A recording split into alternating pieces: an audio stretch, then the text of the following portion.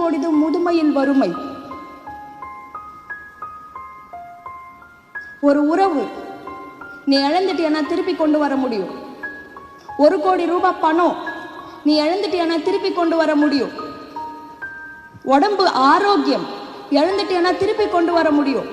இதோ இந்த நொடி நீ திருப்பி கொண்டு வா. அடுத்த நொடி அத முட்டாளே தெரிஞ்சுக்கோ. நீ போட்டது 11.11.11 கிடையாது. அடுத்த நொடிதானே தவிர கடந்து போன சமயம் வரவே வராது திரும்ப. இன்னைக்கு உனக்கு 17 வயசு, இன்னைக்கு உனக்கு 18 வயசு. நீ திரும்பி தலக்கீழ நின்று தவம் பண்ணாலும் 15 வயசுக்கு போக முடியாது.